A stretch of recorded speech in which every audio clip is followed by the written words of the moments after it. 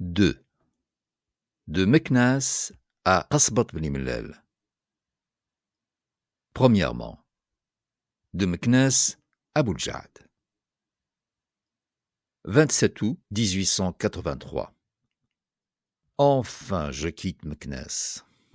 Nous partons plus nombreux que je ne pensais. Plusieurs personnes veulent profiter de la société de mon shérif et se joignent à nous. Ce sont d'abord 6 ou 8 musulmans pauvres qui se rendent dans le Tadla, puis 2 juifs de Bouljad qui regagnent leur pays. De plus, nous faisons route jusqu'à Tlatet Zemmour avec une caravane d'une 50aine de marchands qui vont à ce marché. Nous sommes ainsi près de 65. Un seul Ztlat nous protège tous. C'est un homme des Zemmour, Moulay Zahir. Partis à 11h du matin, nous arrivons vers 5h30 du soir à un petit douar où nous passerons la nuit. Le terrain ne présente aucune difficulté durant le chemin. On est d'abord en plaine, beaucoup de cultures. De là, on passe à un terrain accidenté, sans relief important. Région très arrosée, peu cultivée, couverte de lentisques assez hauts, de jujubiers sauvages et de palmiers nains. C'est le pays des Zemmour Shilha. La plaine appartenait aux Gourouan. Les 2 tribus sont de race Tamazirt, Shluh et insoumise. Nous ne tarderons pas à nous en apercevoir. Les Gourouan ont, avec les voyageurs, le système de quelques tribus limitrophes du Bled el-Marzen. Elles ne pillent ni ne donnent de naya, mais à chaque douar devant lequel on passe, on vous arrête et il faut payer un droit arbitraire, la stata. Une troupe de cavaliers et de fantassins vient se mettre en travers du chemin et cela fait donner les armes à la main. En 2 heures, nous avons eu 5 fois affaire à des députations de ce genre. Ce sont les seuls êtres humains que nous ayons rencontrés sur notre route. Du douar où nous sommes, on ne voit de tous côtés que montagne. Au sud, le haut talus formant le flanc gauche de la vallée de l'Oued-Bet. Partout ailleurs, des successions de croupes couvertes de palmiers nains et de broussailles. En somme, pays fort montueux. C'est le massif des Zemmour Shilha. 28 août. Départ à 3h30 du matin. Nous traversons presque aussitôt l'Oued-Bet. Berge basse et en pente douce, eau claire de 20 mètres de large et de 50 cm de profondeur, courant très rapide, lit de gravier. Puis une longue côte, facile mais assez raide, nous conduit au plateau où est situé le marché. Durant la montée, on est soit sous des bois de lentisques, soit dans des palmiers nains. Beaucoup de gibier, perdreaux, pigeons, lièvres. Sur le plateau, on entre dans une région toute différente, aussi habitée, aussi florissante que la précédente était déserte et sauvage. Sol couvert de cultures, foule de ruisseaux au milieu des champs, quantité de beaux douars, à l'aspect prospère, entourés de frais jardins. C'est au milieu de cette riche campagne, dont la fertilité proverbiale a fait donner au pays des Zemmour le surnom de Doukala du Rarb. Note de l'auteur.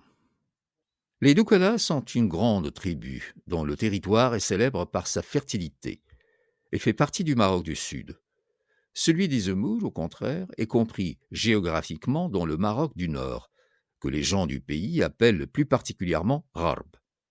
Le surnom qu'on lui donne signifie donc la province la plus fertile, le Doukala du royaume de Fès. Fin de note. C'est au milieu de cette riche campagne qu'est situé le Tlata. Nous y arrivons à 7h du matin. Nous passons la plus grande partie de la journée au marché. Elle est très animée.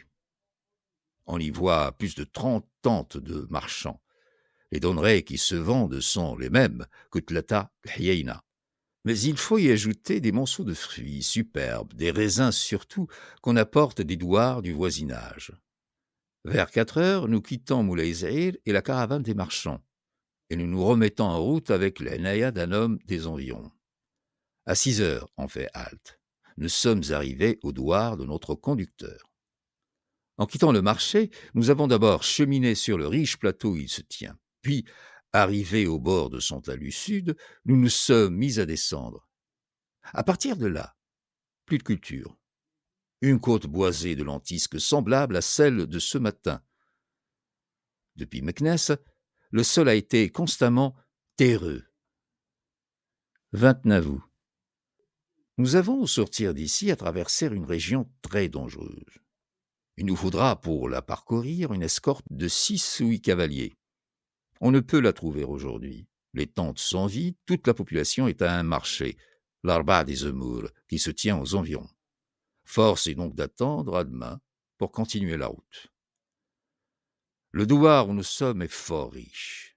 Belles et grandes tentes, auprès de la plupart 1 ou 2 chevaux de selle, dans chacune on voit des femmes occupées à tisser l'fledj, tlis, le bornos et tarhalt, couvertes multicolores à dessins variés, ou bien à tresser des nattes qu'on brode ensuite de laine aux couleurs éclatantes.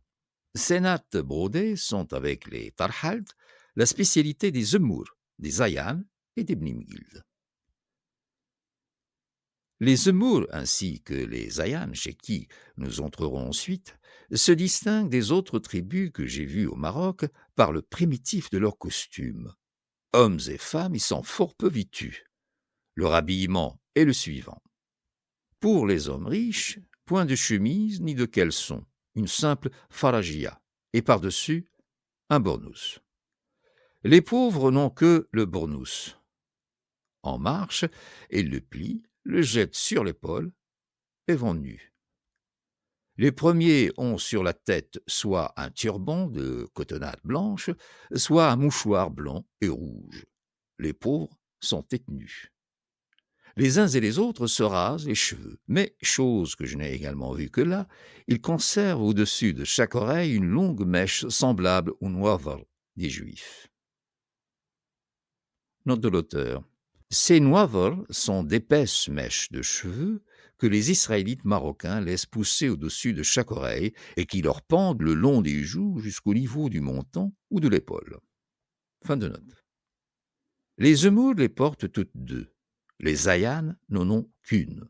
C'est la seule différence de mode entre les deux tribus. Cette mèche est pour les jeunes élégants l'objet de soins minutieux. Ils la peignent, la graissent, puis la tressent, en forment une petite natte. Le même usage existe, m'a-t-on dit, chez les Chaouia. Le costume des femmes est aussi des plus légers. C'est une simple pièce d'étoffe rectangulaire, de cotonnade au plus souvent de laine, dont les deux extrémités sont réunies par une couture verticale. Il y a 3 manières de le porter.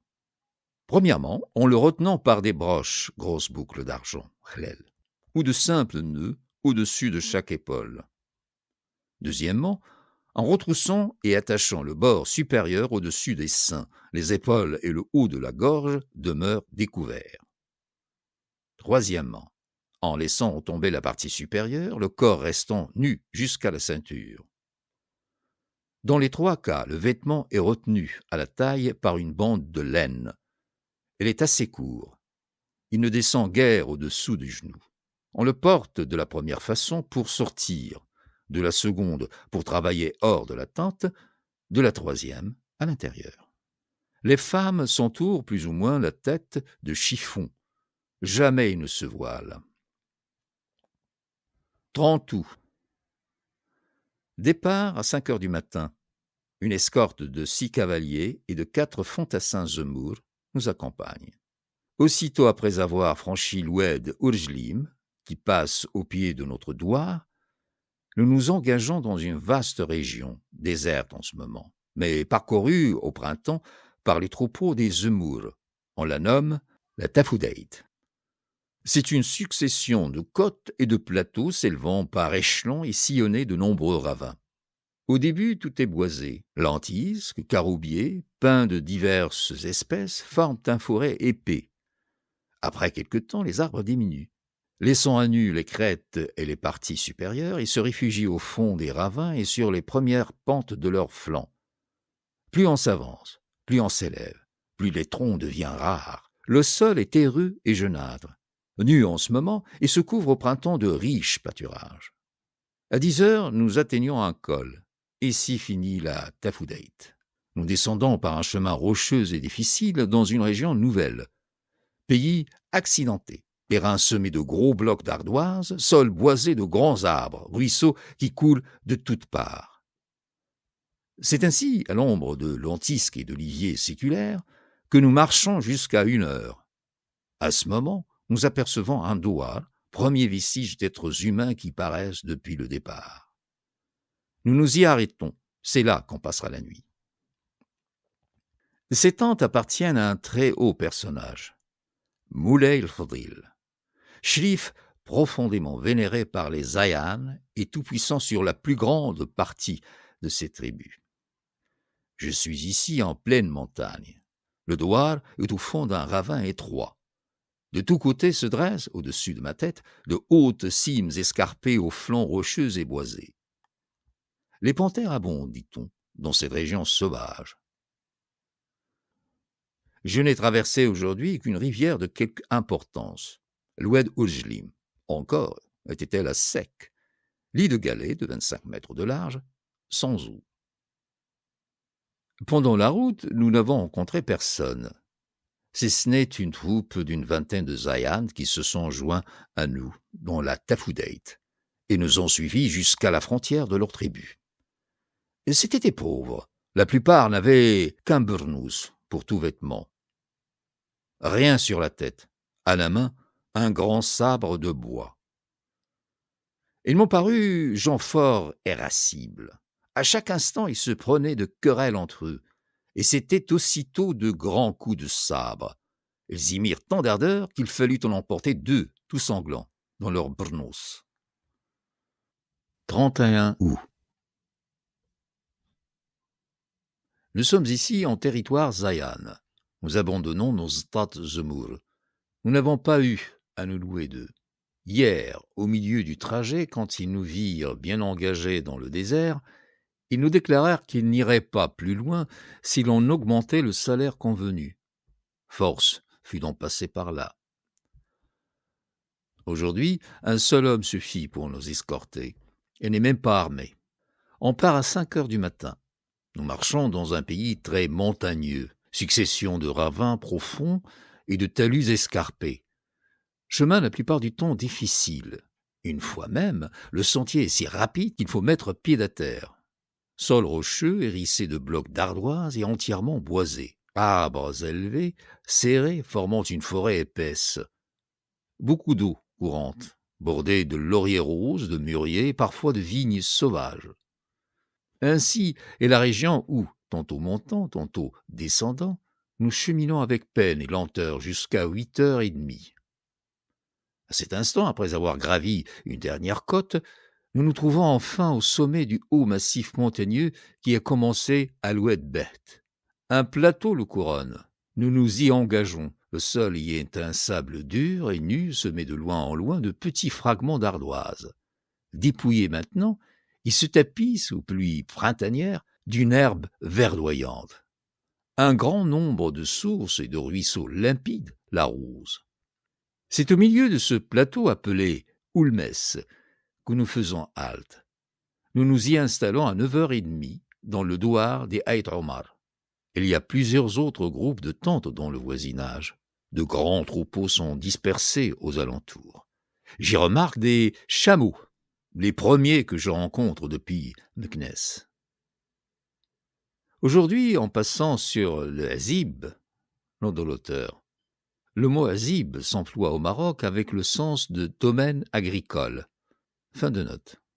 En passant sur l'Azib de Moulay el-Fadil, nous avons rencontré une fraction de tribus en voyage.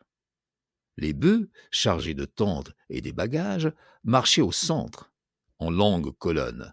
Les femmes les poussaient. Derrière leurs mères étaient les enfants, les plus petits, juchés par 3 ou 4 sur le dos des mulets. Sur un des côtés cheminaient moutons et chèvres conduits par quelques bergers. Les hommes à cheval formaient l'avant-garde et l'arrière-garde et veillaient sur les flancs. Les troupeaux étaient très nombreux et il y avait surtout une grande quantité de bœufs. 1er septembre. C'est aujourd'hui Sabbat. Force est de passer la journée à Haït Omar. Ce douar est de tout point semblable à celui où je me suis arrêté chez les Zemour. Même air de richesse, même luxe de tentes, même quantité de chevaux. Les Zayan, quoiqu'ils ne cultivent presque pas, sont loin d'être une tribu pauvre. Si leur pays produit peu de moissons, il nourrit des troupeaux immenses, chèvres, moutons, chameaux, chevaux et surtout bœufs d'une taille remarquable. L'abondance des bêtes à cornes ne se trouve au Maroc que dans leurs tribus. De là, un commerce important et des gains considérables. Et il y a toujours ici des agents de maisons de Meknès occupés à acheter des peaux et des animaux sur pied. Ces derniers sont ensuite expédiés sur Tanger. Les Ayanes sont nomades et de race tamazirt, Shleh. Ils forment une tribu très nombreuse, la plus puissante qu'il y ait au nord de l'Atlas. Leur territoire est borné par ceux des Zayr, des Zemmour Shilha, des Bnimgild, des Ishqern et par le Tedla. Il se compose de 4 fractions. Bni Soussen, campant du côté de Moulay Bouazza, ils peuvent mettre en ligne 3000 chevaux. Aït Harket, campant du côté des Khnifra, 6000 chevaux. Ehbarn, campant du côté des Bni Zemmour, 1000 chevaux. Aïd Sidi Ali Ibrahim, campant du côté des Bnimgild, 8000 chevaux. En se réunissant, ils pourraient donc armer environ 18 000 cavaliers. Note de l'auteur. Ce chiffre nous paraît fort. Il nous a cependant été donné de plusieurs côtés différents. Fin de note.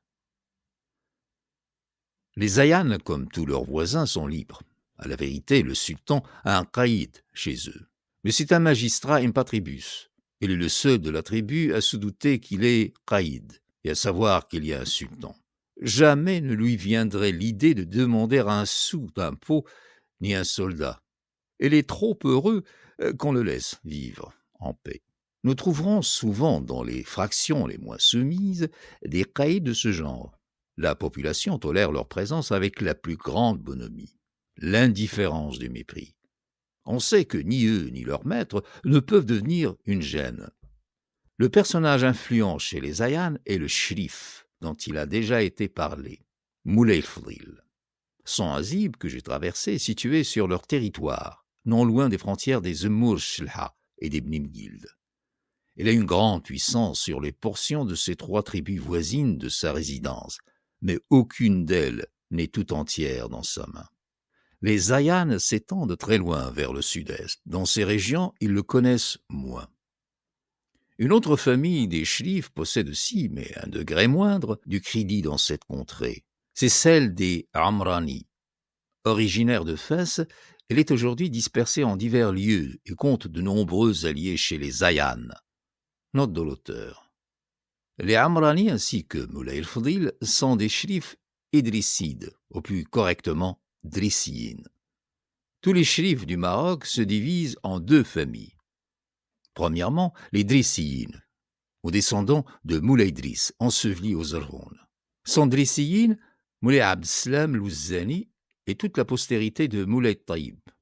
Moulay Fdil, dont nous venons de parler, Moulay el-Madani, personnage tout-puissant chez les Bnimtir, etc. Deuxièmement, les Alaouia, aux descendants de Moulay Ali, venus de Yambour et morts au Tafilelt. Sans Alaouia, la dynastie du sultan actuel, Cheikh Mohammed al-Arabi Darqawi, les Shrifs de Qsab al-Shurfa, etc. Fin de note. Le sultan a grand soin de rechercher l'amitié de ces redoutables maisons qui, du haut de leurs montagnes inaccessibles, pourraient à tout moment précipiter des torrents d'envahisseurs sur le Blad el-Merzn, dont plusieurs sont si fortes que leur haine pourrait renverser son trône, leur bon vouloir le soutenir. Aussi n'est-il pas d'avance qu'ils ne leur fassent, pas de moyens qu'ils n'emploient pour s'assurer leur amitié. Cadeau, honneur, tout est pour elle. Il leur offre jusqu'à des alliances dans sa famille. C'est ainsi qu'il a donné une de ses sœurs en mariage à Sid Mohammed al-Amrani, chef de la maison de ce nom. Elle est aussi dans les meilleurs rapports avec Moulay Fdil. Grâce à cette politique, il peut, tout insoumis que soient les Ayanes, avoir parfois l'aide de leurs armes. Ainsi, dans sa campagne dans cette année contre le Tadla et les Zahir, Moulay Fdil est venu à son secours avec un corps assez fort. Les Ayanes ainsi que les Zemmour Shilha parlent le tamazirt, mais l'arabe est très répandu parmi eux. Tout ce qui est de condition élevée a l'habitude de s'en servir, même les femmes et les enfants. Les pâtres, les gens de la dernière classe, ignorent seuls cette langue. 2 septembre. Départ à 6 heures du matin. Un cavalier d'Eit Omar nous sert de Ztat. Nous gagnons d'abord le bord méridional du plateau d'Oulmès. Puis commence la descente. Elle est longue et difficile. Il faut mettre pied à terre. Ce ne sont que roches entassées, escarpements, précipices. Les crêtes sont nues et toutes de pierre. Au fond des ravins et sur leur première pente poussent quelques arbres. Il nous faut 2 heures et demie pour parvenir au pied du talus que nous descendons. Arrivés là, nous trouvons un petit ruisseau ombragé de lentisques, de caroubiers et de pins. Après en avoir suivi quelque temps le cours, nous le laissons au nord et nous nous engageons sur un plateau montueux sillonné de ravins. Vers 11 heures, les reliefs deviennent moins accentués, les coupures moins profondes. Bientôt, nous nous voyons dans une vaste plaine où nous resterons jusqu'au soir. Elle est pierreuse et fortement ondulée. Le sol y est nu, sans autre végétation que de rares jujubiers sauvages, mais, dit-on, il se couvre d'herbe au printemps. L'eau y est abondante, sources et ruisseaux. À 3 heures, nous faisons halte. Nous sommes arrivés au douar Ait Mouloud, où nous passerons la nuit. Mon chérif Sidi Omar m'abandonne ici. En partant, il me recommande avec chaleur au principal personnage du douar. Celui-ci me donne l'hospitalité et se charge de me procurer un ztat. Peu de temps avant d'arriver ici, j'ai traversé l'oued Xiksou, lit de galets de 15 mètres de large, à moitié rempli d'une eau peu courante de 60 centimètres de profondeur. Il coule dans un petit ravin à flanc de roche escarpé, coupure au milieu de la plaine. L'oued Xiksou se jette plus bas dans l'oued Grou. La réunion de ces 2 rivières forme le Bourgreg. Nous n'avons rencontré aujourd'hui personne sur la route. Comme les jours précédents, tout ce qui était roche se composait d'ardoises mêlées d'un peu de pierre blanche. Depuis le col par lequel nous sommes descendus de la Tafoudait jusqu'à la crête du Jbel Hassaya, où commence la plaine du Tadla, on ne rencontre que ces 2 espèces de pierres. 3 septembre. Je suis ici près de la limite des Ayanes. À très peu de distance commence le Tadla. Je ne saurais aller plus loin sans un stade de ce pays. La journée se passe à le chercher. Je me mets en route à 5 heures du matin, accompagné d'un cavalier des Bni Zemour, la tribu du Tadla la plus rapprochée. Aujourd'hui, je n'irai que jusqu'à la tente de Monztat, située au douar des Ait el-Madri. Nous y sommes à 8 heures du matin. Le terrain jusque-là est toujours la plaine d'avant-hier. Cependant, il se modifie. Ses ondulations s'accentuent et il se couvre vers les hauteurs d'un assez grand nombre de lentisques. Le sol reste pierreux. Le Tadla où je suis entré aujourd'hui n'est point une tribu. C'est une contrée, peuplée de plusieurs tribus distinctes. Elle est bornée au nord par les Ayanes et les Zaïr, à l'est par les Ayanes et les Ishqarn, au sud par les Ait Sri, les Ait Attadamalou, les Ait Bouzid, les Ait Ayyad, les Ait Ateb. À l'ouest par les Ntifa, les Srarna, les Shaouia. Elle se compose, au sud, d'une immense plaine, arrosée par le Morbea et s'étendant jusqu'au pied du Moyen Atlas. Au nord, d'une région montueuse, moins vaste. Les tribus qui l'occupent sont au nombre de 9.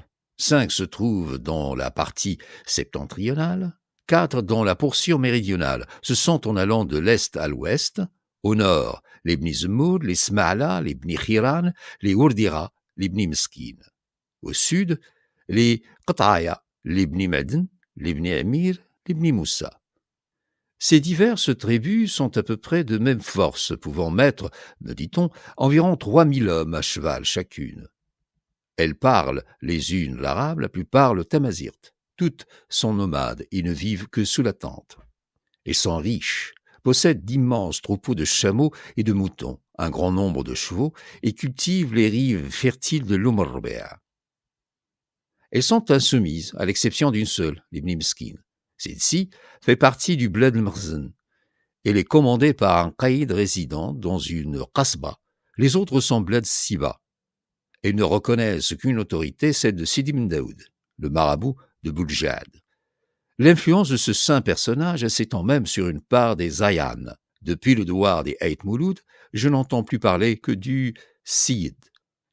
À partir d'ici, il y a une modification à noter dans les costumes. Sans changer complètement, il présente quelques différences avec les précédents. Les hommes ne laissent plus pousser les longues mèches qui distinguent les Zmour Shlha, les Ayans et les Shawiya.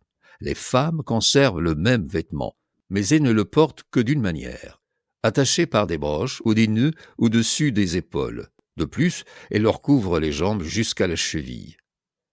Ce costume tel qu'on le voit ici est celui de toutes les femmes du Maroc, excepté dans les grandes villes et chez les Zmour Shlha et les Ayans, nulle part je ne leur en ai vu ni ne leur en verrai d'autres.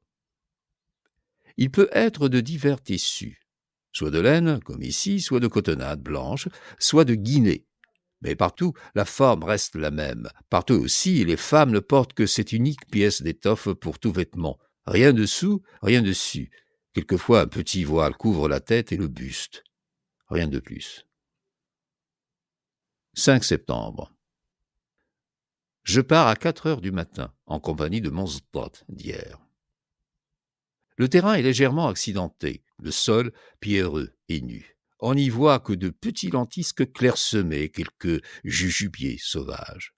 Au bout de 2 heures de marche, nous traversons l'Oued Grou.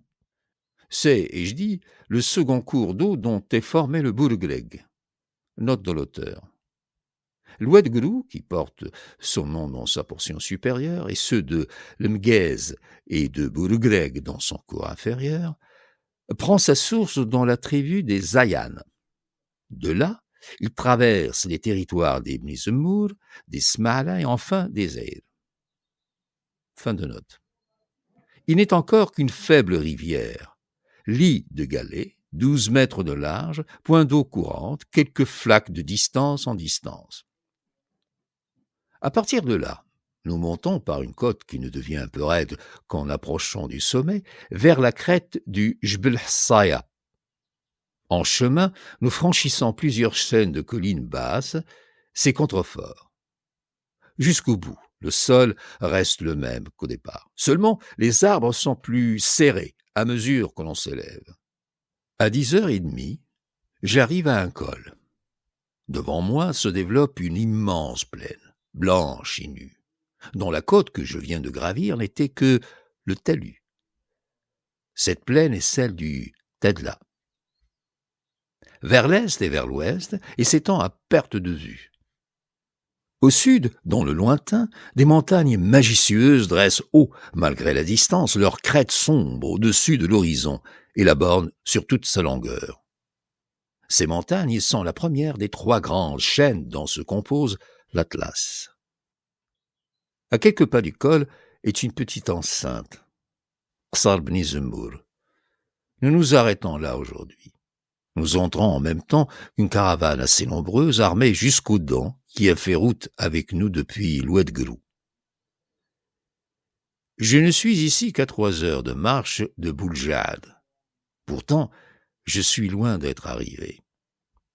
Il y a autant de dangers dans le peu de chemin qu'il me reste à faire qu'il y en avait dans toute la route que j'ai franchie jusqu'à ce jour. Ici, plus de Néa, plus de Ztat. Tout ce qui passe est pillé.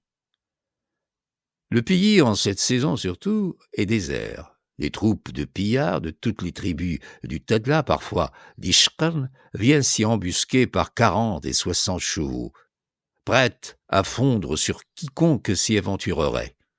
Les caravanes même de 50 fusils n'osent s'y hasarder. Cependant, au milieu de tant de périls, elle est une voie de salut. Ceux qui ne respectent rien respectent Sidi ibn Daoud. Là où les armes ne préservent point de l'attaque, le pacifique parasol d'un membre de la famille sainte suffit à écarter tout danger.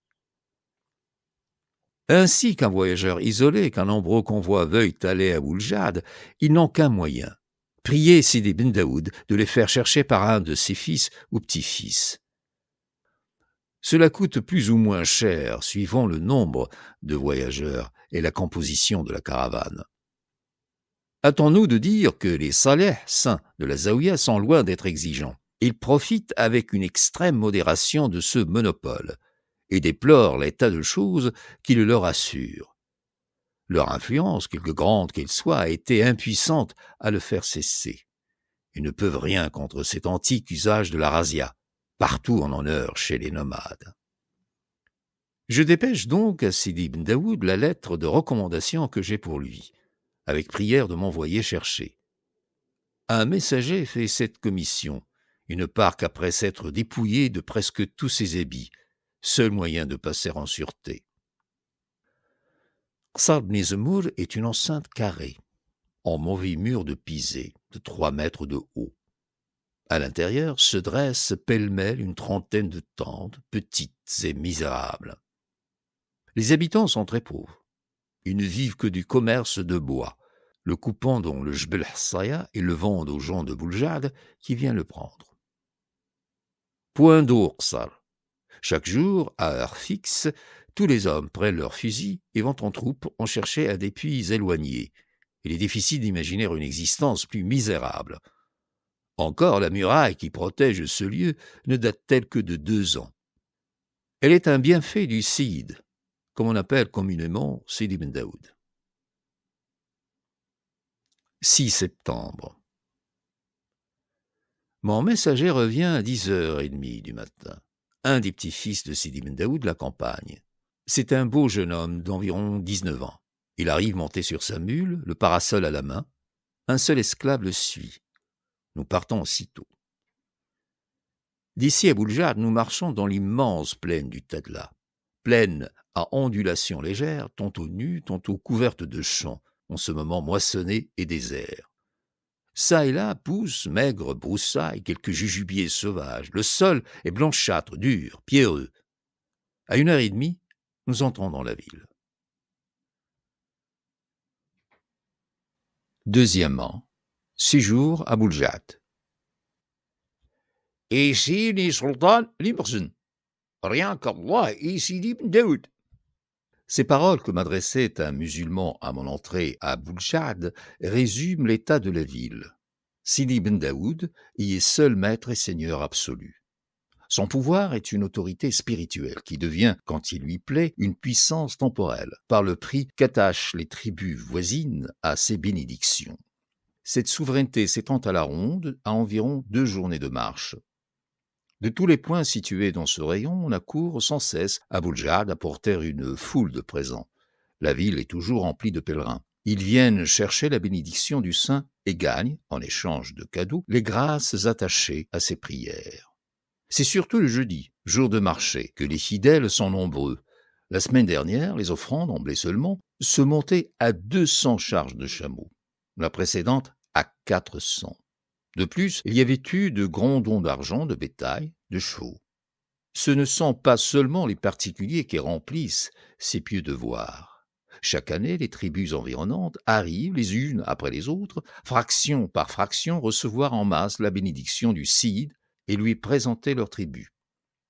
Cette redevance régulière lui est servie par toutes les tribus du Tadla, presque tous les Chaouia, quelques fractions des Aïtsri, une petite portion des Ishqarn. Quelle est la source de ce prestige? Sidi Ben Daoud n'est point un chef d'ordre religieux, et n'est point non plus un chéif, petit-fils de Mahomet. Mais son origine n'en est pas moins auguste. Il descend du khalife Omar ibn al-Khattab. Ses ancêtres, établis depuis 3 siècles et demi au Maroc, y acquirent vite, autant par leur vertu que par leur sainte et illustre naissance, la vénération et la puissance dont nous voyons Sidi Ben Daoud jouir aujourd'hui. D'ailleurs, point d'ordre, point de Juan, point de prière particulière. Il n'y a ici que le chef d'une grande et sainte famille, le rejeton d'une longue lignée de bienheureux, objet des grâces spéciales du ciel accordées aux prières de ses ancêtres. On honore en lui un sens sacré. On a foi en sa bénédiction qui, en ce monde, fertilise la terre et fait prospérer les troupeaux, et dans l'autre vie ouvre aux hommes les portes du paradis et leur assure, au jour du jugement dernier, l'intercession d'Omar et de tous les saints ses descendants. Voici la généalogie de Sidi Ben Daoud, depuis l'époque à laquelle sa maison s'est établie au Maroc. Sidi Hammou, c'est lui qui vient d'Orient, dans ces pays. Sidi Zari ben Sidi Hammou. Sidi Belqasem ben Sidi Zari. Il habitait Qsbat Tadla, où se trouve son mausolée. Sidi Mohammed Shirgi ben Sidi Belqasem. C'est lui qui fonda la ville de Bouljad, à l'emplacement de laquelle ne s'élevaient alors que des bois. Sidi Abdelkader ben Sidi Mohammed Shirgi. Sidi Abdelkader ben Sidi Abdelkader. Sidi al-Mati ben Sidi Abdelkader. Sidi Saleh ben Sidi al-Mati. Sidi al-Mati ben Sidi Saleh. Sidi al-Arabi ben Sidi al-Mati. Sidi Ben Daoud ben Sidi al-Arabi.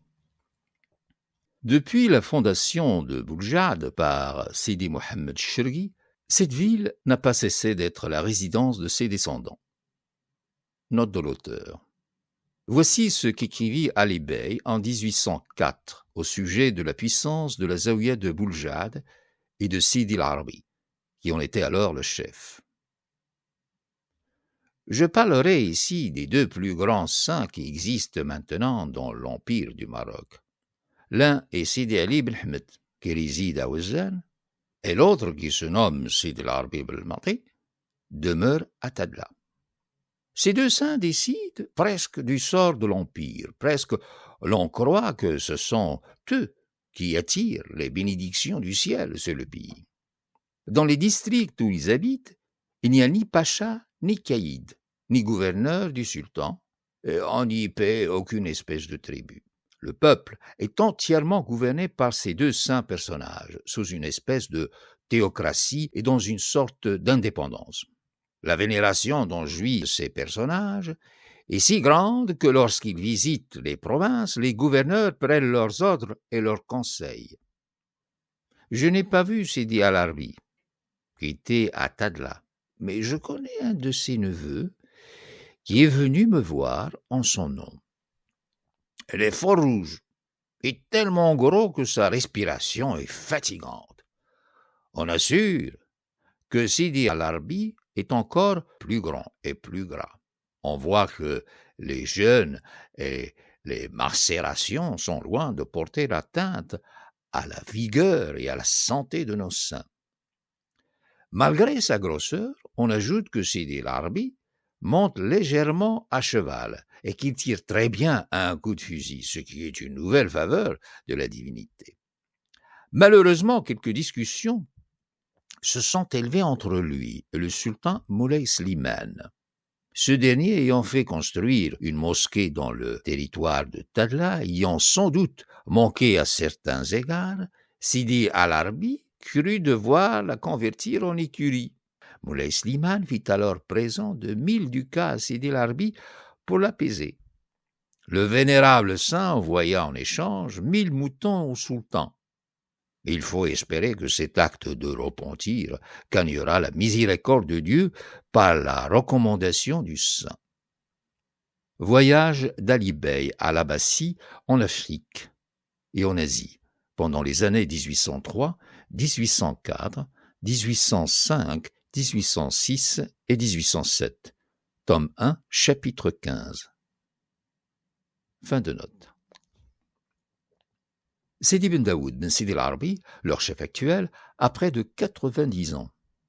Malgré son grand âge, il jouit de la plénitude de ses facultés. C'est un beau vieillard au visage pâle, à la longue barbe blanche. Ses traits ont une rare expression de douceur et de bonté. Il marche avec difficulté, mais circule chaque jour sur sa mule. Quelle que soit la maison où il se trouve, les abords en sont toujours entourés de plus de 100 individus accroupis au pied des murs, attendant le moment de sa sortie pour baiser son étrier ou le pont de son haïk. Il est non seulement vénéré, mais profondément aimé. Chacun vante sa justice, sa bonté, sa charité. La famille de Sidi Ben Daoud est nombreuse. Elle a, me dit-on, au moins 30 enfants, tant de ses femmes que de ses esclaves. L'aîné de ses fils s'appelle Sidi el-Hajj al-Arbi. Il est en ce moment auprès du sultan. Le second est Sidi Omar, homme de 55 à 60 ans. Ce dernier passe pour très intelligent et fort instruit. Outre ses descendants directs, il a un grand nombre de frères, de neveux. La ville entière n'est peuplée, à part les juifs et quelques artisans, que des parents proches ou éloignés du Cid, de leurs esclaves et de leurs serviteurs. Tous les membres de la famille de Sidi Ben Daoud participent à son caractère de sainteté, et cela à un degré d'autant plus élevé qu'ils lui tiennent de plus près par le sang. Qui sera l'héritier de Sidi Ben Daoud ? Nul ne le sait. Il n'y a point d'ordre de succession. Chaque Siyid, lorsqu'il sent la mort rapprocher, choisit un de ses enfants et, lui donnant sa bénédiction, fait passer par là sur sa tête les faveurs divines dont est sans cesse comblé le chef de la maison d'Omar. L'élu recueille l'héritage de tous les biens spirituels et temporels de son père. Rien ne peut faire prévoir d'avance qui doit l'être. L'ordre de naissance n'est point suivi. Sidi Ben Daoud était un des plus jeunes fils de Sidi el-Arbi. Le Siyid est en bonne relation avec le sultan. Jamais, malgré leur puissance, ni lui ni ses ancêtres n'ont montré d'hostilité au gouvernement des Shrifs. Moulay el-Hassan envoie chaque année de riches présents à Bouljad. En échange, toutes les fois qu'il va de Fès à Marrakech, le Siyid ou un de ses fils l'accompagne depuis Dalbida jusqu'à l'Omrbe ou l'Oued Labid. C'est ainsi que le Hajj al-Arbi est en ce moment auprès du sultan. Inutile de dire que la Zaouïa est riche. Chaque année, y voit entrer des offrandes immenses, tant en argent qu'en nature, tributs réguliers des régions environnantes, dons apportés de loin par des pèlerins isolés, cadeaux envoyés de Fès et de Marrakech par les grands de l'Empire. Sidi Ben Daoud possède une fortune énorme. Les autres membres de sa famille participent aux aumônes des fidèles comme ils participent à leur dévotion, suivant leur degré de sainteté. Quelques-uns sont fort riches, d'autres le sont moins, mais tous ne vivent que des offrandes qu'ils reçoivent. Les Saleh de Bouljad sont loin d'être des hommes fanatiques, intolérants, d'esprit étroit. La plupart ont été à la Mecque, c'est-à-dire qu'ils ont abandonné les folles idées des ignorants sur la puissance et l'étendue de la religion musulmane et leurs préjugés ridicules contre les Européens. Tous sont lettrés, peu sont savants. Le Siyid possède cependant une belle bibliothèque, mais on la consulte peu. Les saints profitent des biens que Dieu leur a donnés pour passer leur existence dans les douceurs des plaisirs licites. Au reste, le Seigneur les bénit en toutes choses. Nulle part je n'ai vu les mulâtres aussi nombreux qu'à Bouljad. La position de Bouljad au milieu des ondulations d'une immense plaine pierreuse et blanche est triste. Il y a peu d'eau, peu de jardins. Sans son importance comme centre religieux, sans le caractère que lui donnent ses mosquées, ses grandes roubbas et les riches demeures de ses saleh, ce lieu ne mériterait pas le nom de ville. Il n'a guère plus de 1700 habitants, dont 200 Israélites. La cité est étendue, eu égard à sa population, mais les maisons y sont clairsemées et entremêlées. À l'ouest de jardins, à l'est de terrains vagues et d'énormes monceaux d'ordures. Les demeures riches, celles des fils et des proches parents du Siyid, sont bâties en pierre grossièrement cimentée, avec portail, arcades, pourtours de fenêtres en briques. Peu sont blanchis extérieurement. À l'intérieur, ils sont ornés comme les maisons de Fès, carrelage sur le sol, vitres aux fenêtres, plafond de poutrelles peintes. Mihrab, note de l'auteur. Le mihrab est une niche orientée dans la direction de la Mecque. Fin de note. Mihrabs à arabesques sculptés. Les maisons pauvres, c'est-à-dire le plus grand nombre, sont construites en pisé. Toutes sont couvertes en terrasse. La ville ne possède point d'enceinte, mais il existe des portes ou au moins des portails à l'entrée des principales rues. La partie occidentale de Bouljad est habitée par la famille immédiate du Cid, aussi porte-t-elle le nom de Zaouïa. Les parents moins proches résident dans les autres quartiers. Les Juifs sont relégués au nord-est. Il y a 2 grandes mosquées, et auprès d'elles 4 mausolées abritant les restes d'ancêtres de Sidi ibn Daoud. Ce sont des tours carrées, hautes et massives, couronnées de toits, de tuiles vertes. Point de quartier commerçant proprement dit, l'emplacement du marché hebdomadaire sert en même temps au trafic de chaque jour. On y voit un certain nombre de niches alignées, faites de pisés ou de pierres sans ciment, profondes de 2 mètres, hautes de 1,50 mètre.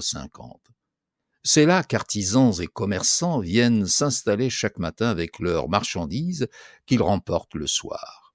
Tous n'ont même pas ces abris. Il en est qui préfèrent de simples huttes de feuillage. Le jeudi, grand marché, fréquenté par toutes les tribus des environs. On trouve dans les boutiques la plupart des produits européens en vente à Fès et à Meknès, sauf le pétrole, la coutellerie, les crayons. Mais ces objets abondent chez les Salah, qui les font venir directement de Dal-Bida. C'est par ce port que se fait tout le commerce de Bouljad.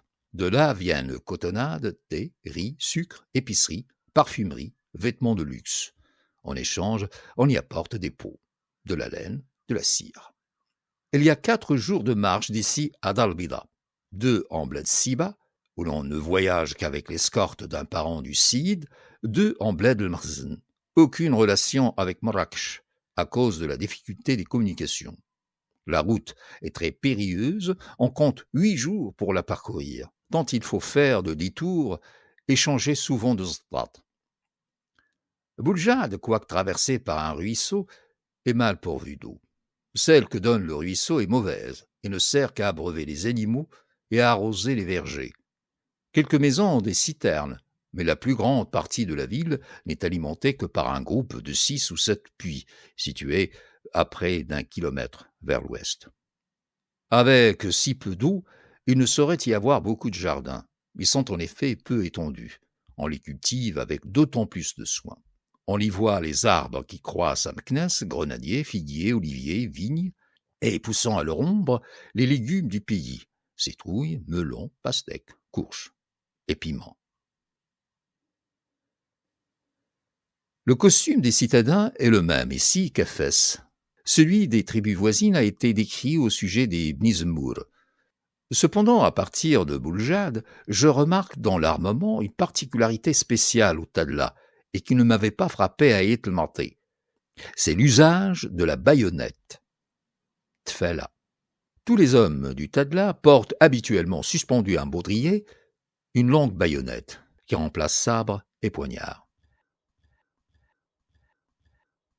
Note de la rédaction. L'auteur, comme il a été dit dans la préface, avait rédigé peu avant la publication de son ouvrage 3 appendices manuscrits dont les 2 premiers ont fait l'objet de 2 podcasts. Le 3e, qui ne fut pas publié du vivant de l'auteur, de peur de nuire au protagoniste, relate les circonstances dans lesquelles de Foucault fait connaissance avec la Zaouïa et ses leaders, qui seront une source d'inspiration pour lui quelques années plus tard.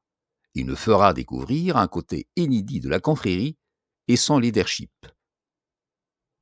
Retour au manuscrit posthume. Mes relations avec les marabouts de Bouljad. J'ai eu des relations avec plusieurs membres de la famille de Sidi ibn Daoud. Je les ai eus dans mon ouvrage parce que si la connaissance en était parvenue au sultan, cela aurait créé des dangers à mes amis de Bouljad. À toi, mon cher François, petit cousin de l'auteur, je vais les raconter.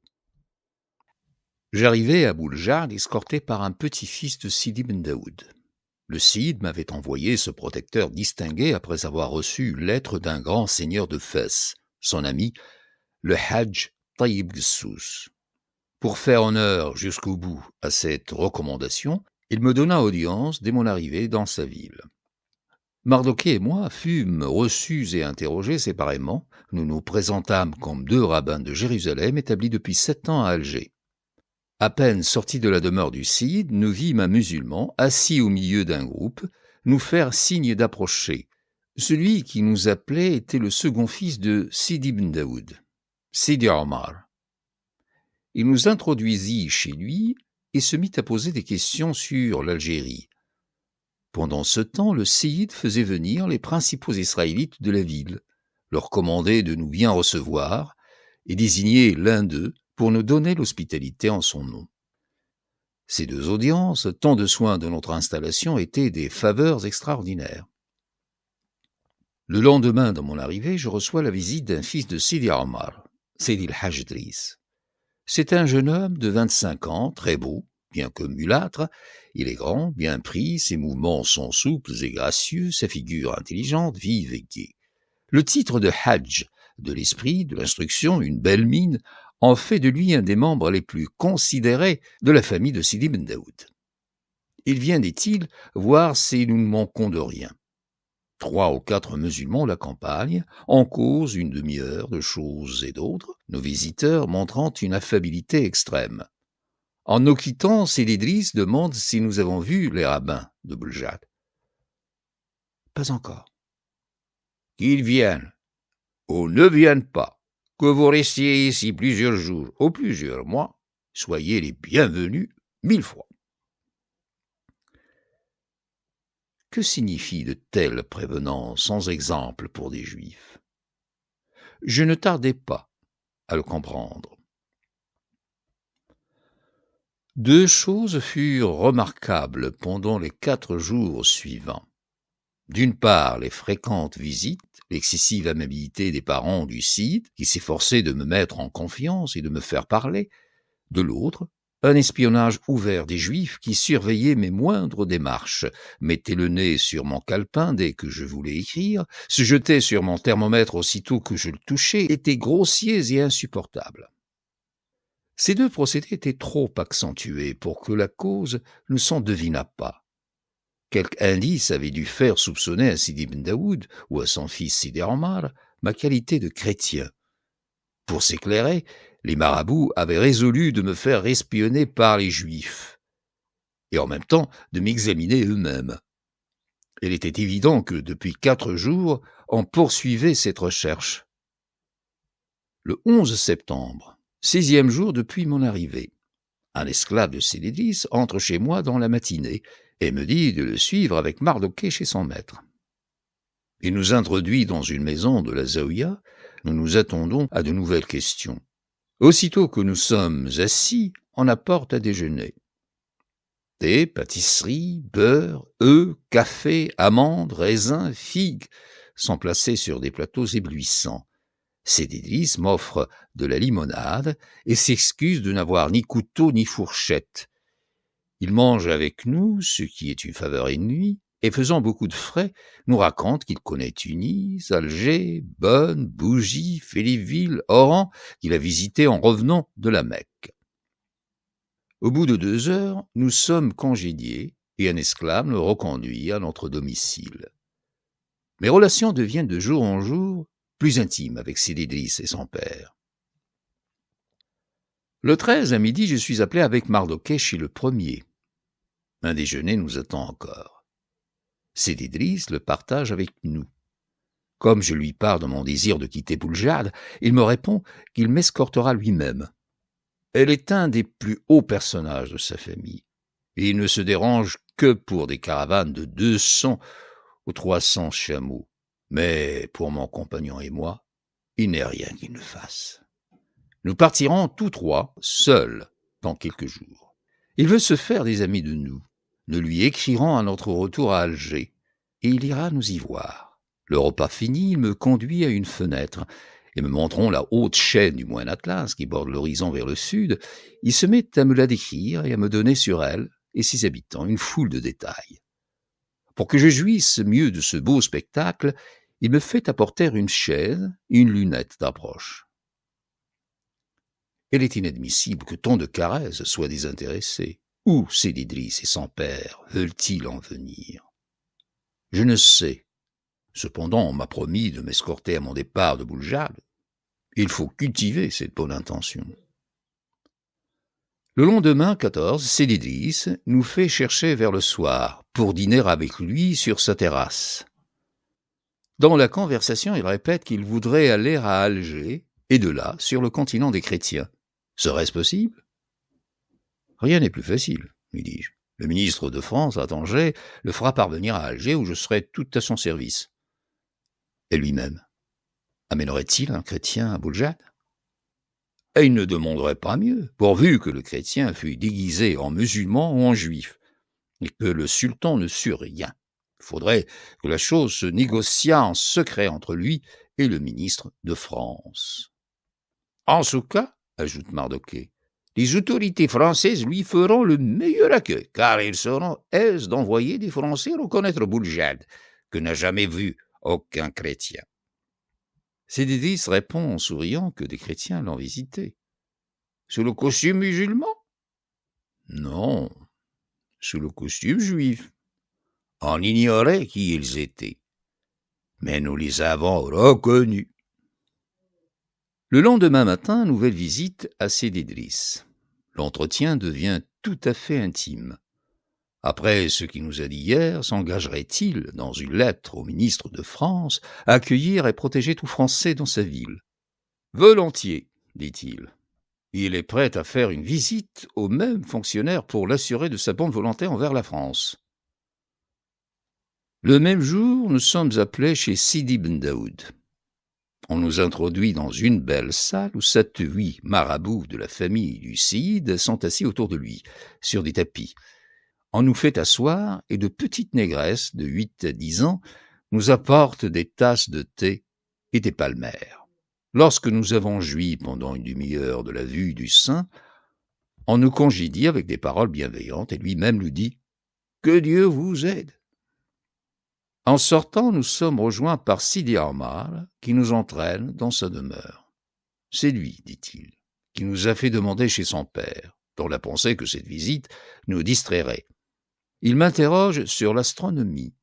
Les Juifs lui ont rapporté que j'étais grand astronome. Je passe, paraît-il, mes nuits à regarder les étoiles. Ainsi, les Israélites continuent à m'espionner pour le compte des musulmans. Le 16, Sédédris me fait chercher de bonne heure. Il me remet d'abord deux lettres recommandant Mardochée et moi aux Juifs de Ksbat Tadla et à ceux de Ksbat Nimlel, signées des rabbins de Bouljad et n'ont point été écrites de bonne volonté. Sédédris a fait venir les rabbins chez lui. Il leur a enjoint de signer les lettres sous ses yeux. Sédédris me donne ensuite un mot de recommandation pour un de ses amis qui habite Bzou, lieu où j'irai plus tard.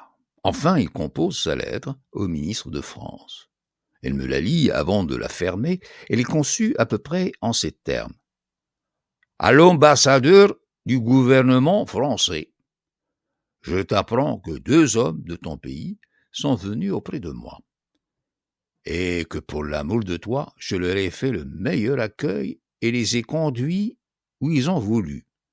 Je recevrai de même tous ceux qui viendront de ta part. Les porteurs de cette lettre te donneront des informations plus complètes. Si tu veux me voir, fais-le-moi savoir par le consul de France à Dal-Bida. Je me rendrai aussitôt à Tanger. Sédédris signe cet écrit, le plie, le cachette de son sceau et me le confie en me recommandant le secret et la prudence. C'est sa tête qu'il met entre mes mains. Elle courait grand risque si la lettre se perdait et tombait sous les yeux du sultan.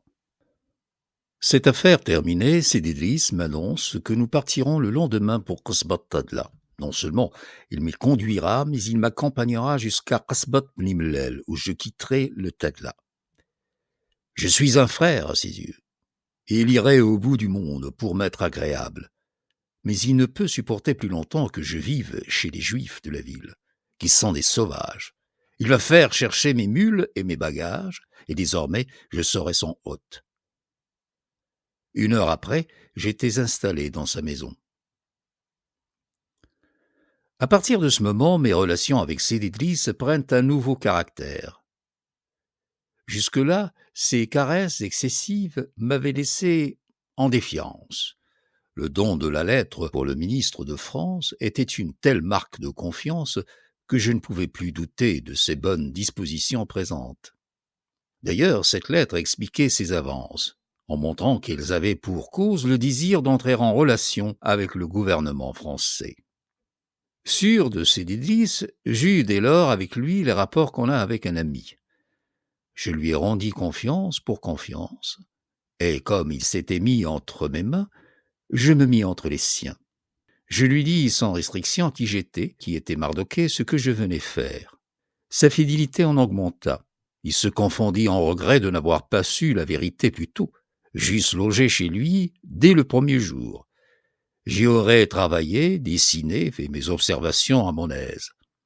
Si je voulais retarder mon départ, il me conduirait visiter les koubas et les mosquées, mettrait à ma disposition la bibliothèque de la Zaouïa, qui est riche en ouvrages historiques, me promènerait dans les environs. Que ne ferait-il pas?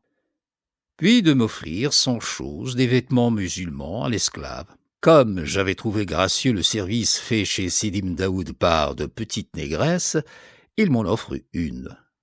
Dès mon arrivée, dit-il, mon visage lui a fait soupçonner que j'étais chrétien, et les Israélites ont confirmé cette opinion. Que je prenne garde aux Juifs, ce sont des gens sans foi, des coquins dont il faut se défier sans cesse. Ceux d'ici sont venus dès le lendemain de mon entrée lui rapporter que je m'occupais d'astronomie, que je ne parlais pas leur langage, que je n'écrivais pas leur écriture, que je n'allais pas à la synagogue, enfin, qu'ils me croyaient chrétien. Il leur a répondu qu'ils étaient des ânes, et que les Juifs d'Alger et de France étaient différents des Juifs de ce pays. Le 17 septembre, Sidi Idriss, Mardochée et moi quittons Bouljal. Le 20, nous arrivions à Qsbat Mlimlel. Le 23, Sidi Idriss ne faisait ses adieux et reprenait le chemin de sa Zaouïa. Je ne puis dire ce qu'il fut pour moi pendant les jours que nous voyageâmes ensemble. Durant les marches, il plaçait sa monture près de la mienne et me donnait des explications sur tout ce que nous parcourions, rencontrions, apercevions. Voulais-je dessiner? Il s'arrêtait. De son propre mouvement, il choisit toujours les chemins les plus intéressants et non les plus courts. Nous arrêtions-nous dans un lieu, il me prenait par la main et me conduisait voir toutes les choses curieuses. Il faisait plus. Comme la demeure où il recevait l'hospitalité se remplissait dès son arrivée d'une foule venue pour lui baiser la main, ce grand marabout cachait dans ses larges vêtements une partie de mes instruments, pendant que je portais l'autre, et me menait en un lieu écarté faire mes observations. Là, il montait la garde auprès de moi pour empêcher qu'on ne me surprît. Que de courses nous fîmes ensemble aux environs de Qsbat Mlimlel. Je m'arrêtais pour dessiner, s'asseyait à côté de moi, et sa conversation m'apprenait une foule de choses. Tout ce que je sais sur la Zaouïa de Bouljad, la famille de Sidi Ben Daoud, les populations du Tadla, vient de lui. De lui sont presque tous les renseignements imprimés dans ce volume de la page 259 à la page 267 sur le bassin de l'Oued Omrbea. Note figurant dans l'édition de 1939.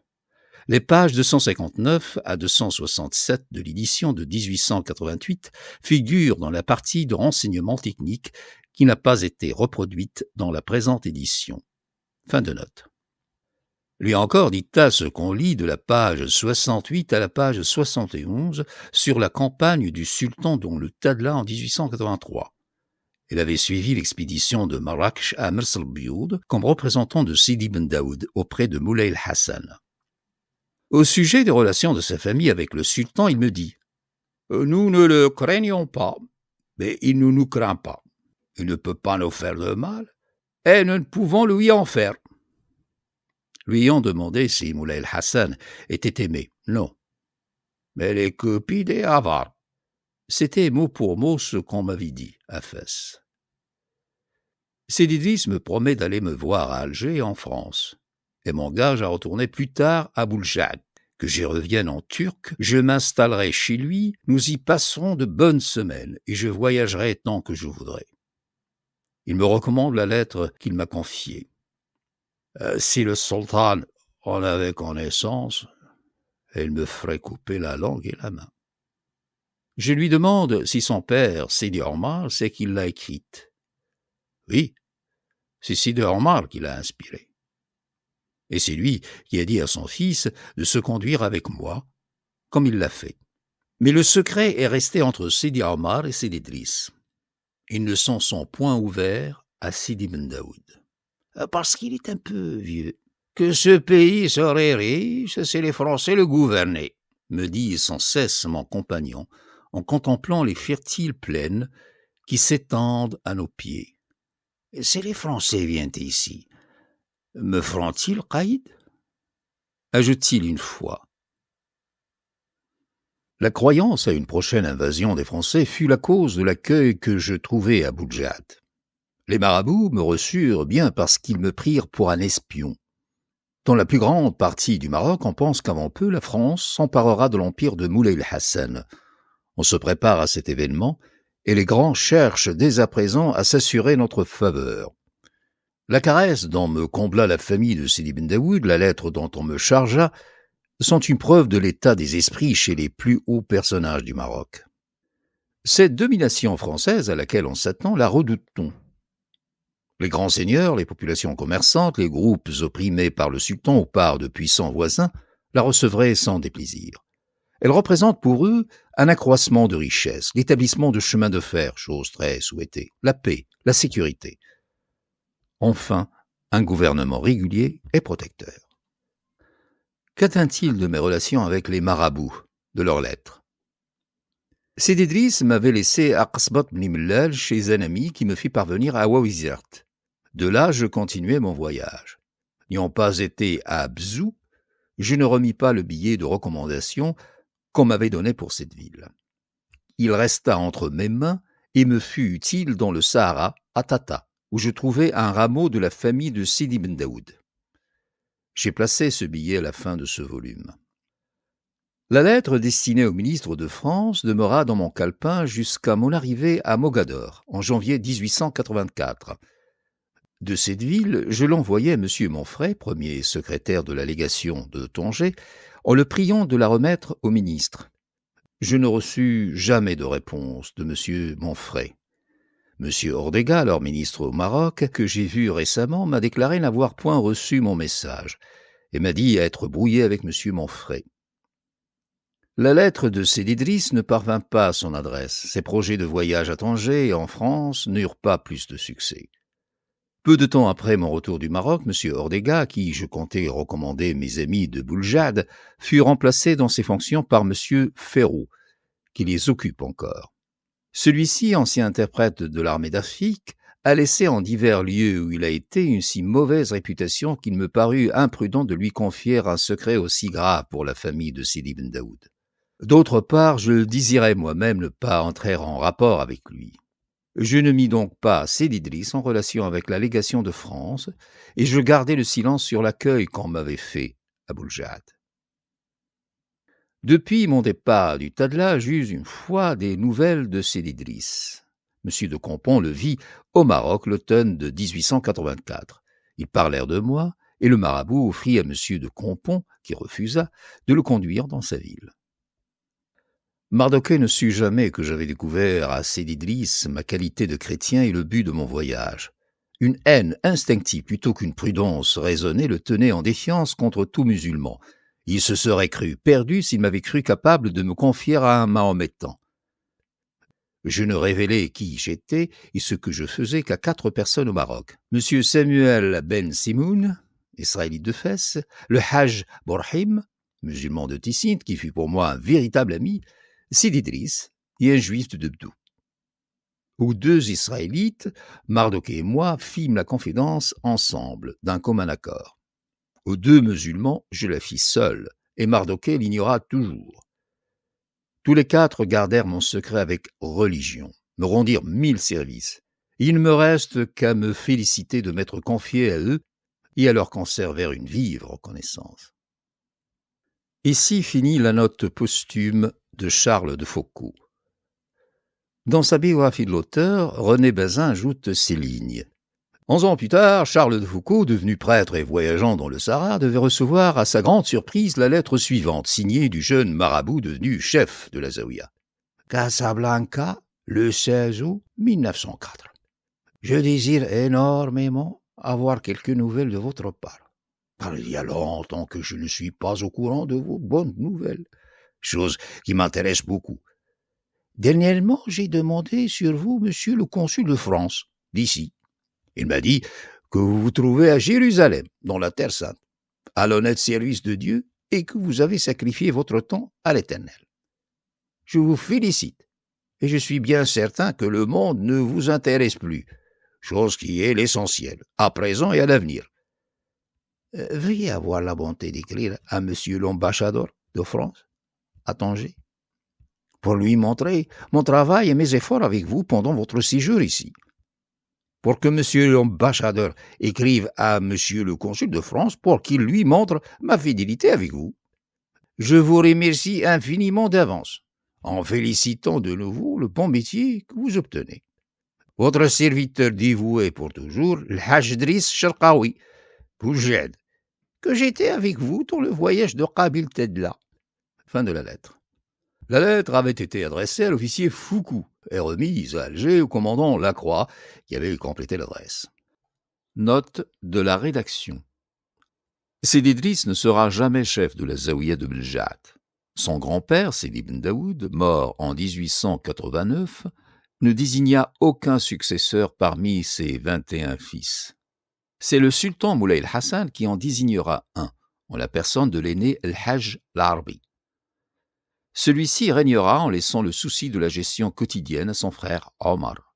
Quant à Sidi Idriss, il finira par obtenir un poste de conseiller au consulat de France à Casablanca en 1904, 3 ans après que la Zaouïa aura été scindée en 2 branches, à l'instigation du sultan Abdelaziz.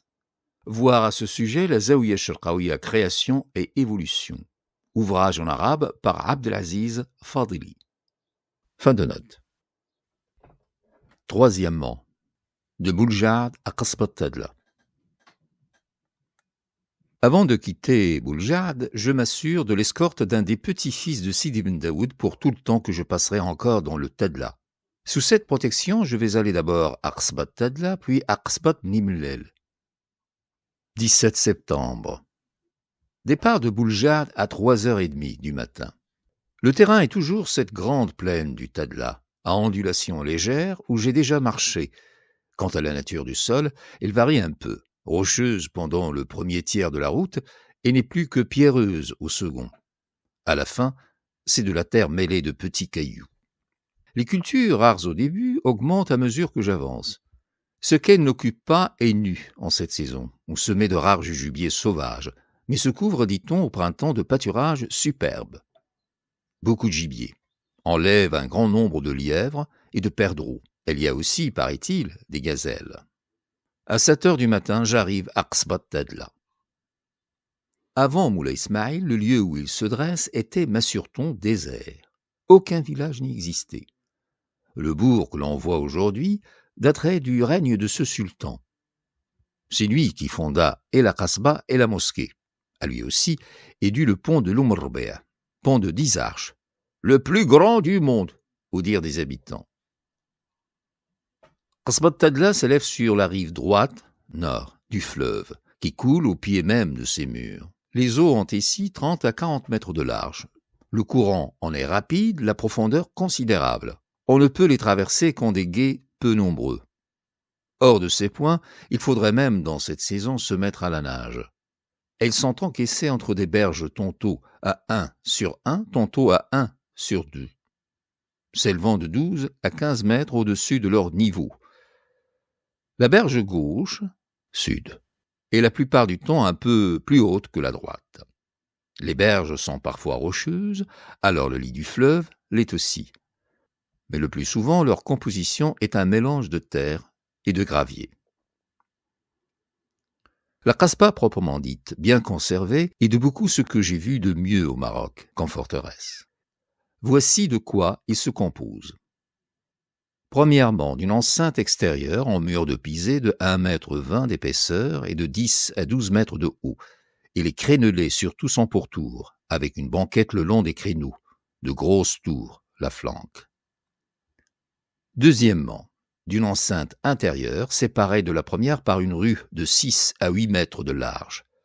La muraille qui la forme est en pisé de 1,50 m d'épaisseur. Elle est presque aussi haute que l'autre, mais n'a point de créneaux. Ces deux enceintes sont en bon état. Point de brèche à la première. La seconde n'en a qu'une, l'arche, il est vrai. Elle s'ouvre sur une place qui divise la Kasbah en deux parties. À l'est sont la mosquée et Dar al-Makhzen, note de l'auteur. Maison du gouvernement, fin de note. À l'ouest, les demeures des habitants. Les unes et les autres tombent en ruine et paraissent désertes. Je ne vis, lorsque je la visitai, qu'un seul être vivant dans cette vaste forteresse. C'était un pauvre homme. Il était assis tristement devant la porte de Dar al-Makhzen. Son chapelet pendait entre ses doigts. Il le disait d'un air si mélancolique qu'il me fit peine. Quel était cet ascète vivant dans la solitude et la prière? De lui venait ce visage désolé? Faisait-il, pécheur converti, pénitence de crimes inconnus? Était-ce un saint marabout pleurant sur la corruption des hommes? Non, c'est le caïd. Le pauvre diable n'ose sortir. Dès qu'il se montre, on le poursuit de huée. Si la Kasbah n'est pas habitée, il y a deux faubourgs qui le sont, l'un sur la rive droite, nord, formé de maisons de pisé. Les familles riches, les juifs, y demeurent. L'autre sur la rive gauche, composé de tentes et de huttes en branchage, c'est le quartier des pauvres. Kasbah Tadla est moins peuplé que Bouljad. Il a environ 1200 à 1400 habitants, dont 100 à 150 Israélites. Point d'autre eau que celle de l'Oumrbea. Elle est claire et bonne, quoique d'un goût un peu salé. Toute cette région contient du sel en abondance. J'en vois ici de belles dalles d'1 mètre de long sur 60 cm de large et 15 à 20 cm d'épaisseur. On les extrait non loin d'ici sur le territoire des Bni Moussa. Note de l'auteur. Le sel abonde au Maroc. D'autres salines très riches, dont l'on tire des dalles semblables à celles des Bni Moussa, se trouvent sur le territoire des Imran. Les rivières salées sont aussi en grand nombre. J'en ai rencontré plusieurs. Ce sont l'Oued Omrbea, l'Oued Rdat, l'Oued Yunil, Assif Marran, l'Oued Tessent, l'Oued Tata, Ain Imariran, Haha, etc. L'Oued Msoun, affluent de la Mlouia, est salé aussi, m'a-t-on dit. Fin de note. Kasbah Tadla ne possède point de jardin, pas un arbre, pas un fruit, pas un brin de verdure. C'est un exemple unique au Maroc. Ville, bourg ou village, je n'y ai pas vu d'autres lieux habités qui n'aient eu des jardins petits ou grands. Quatrièmement, de Kasbah Tadla à Kasbah Bni Mellel. 19 septembre. Départ à 6 heures du matin.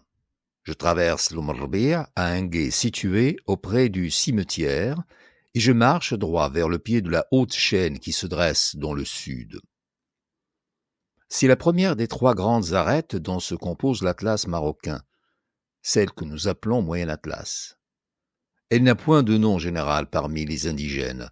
La portion que je vois d'ici est dite, à l'ouest, Jbel Bni Mellel, à l'est, Jbel Mhaouch. Les flancs sont tantôt rocheux, tantôt terreux, en grande partie boisés. Pente fort raide dès le pied. Escarpements fréquents. Dans les vastes forêts, le gibier abonde. À côté des perdrix, des lièvres, des sangliers, des singes, on y trouve le lion et la panthère. Tels sont ces premiers hauts massifs de l'Atlas, monts élevés et sauvages, au pied desquels s'arrêtent à la fois et la plaine et le pays du Tadla. Là commence le territoire des Aïtsri, puissante tribu tamazirte qui couvre de ses villages et de ses tentes toute la chaîne qui est devant mes yeux. Du lit de l'Oued Omrbea au pied de la montagne, ce n'est qu'une large plaine, unie, comme une glace.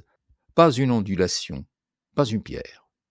Le sol est une terre brune, des champs le couvrent en entier et s'étendent à perte de vue.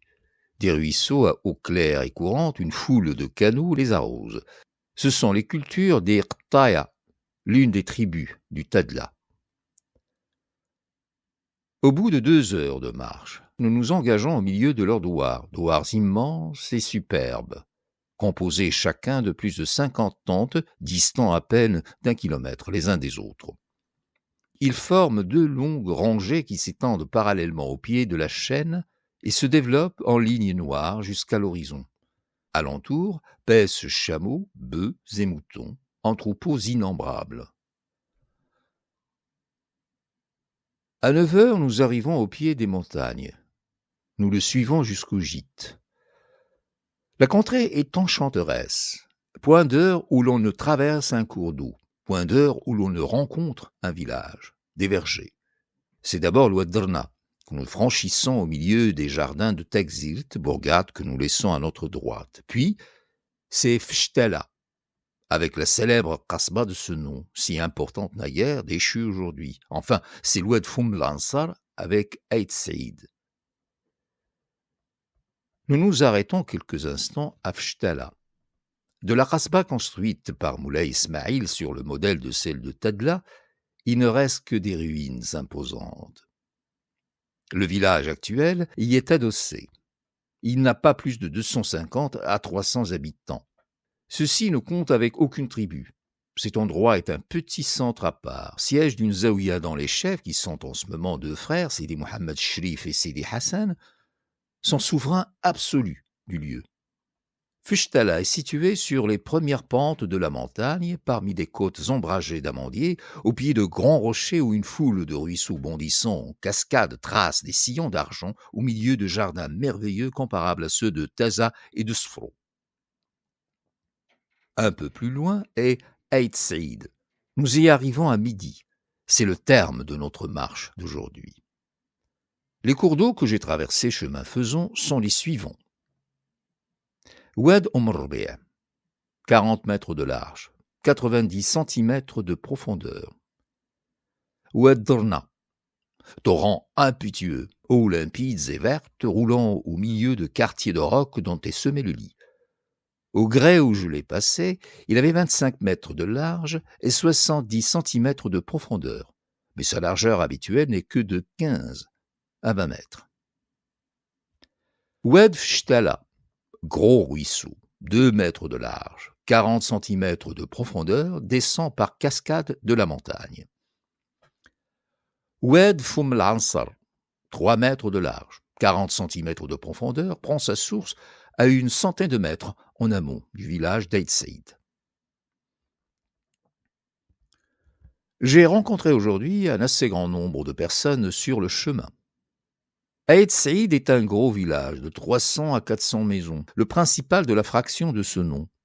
Il est situé au bas de la montagne, à la bouche d'un ravin profond, Foumlansar, où 6 sources qui donnent naissance à un beau torrent jaillissent du pied de roches immenses.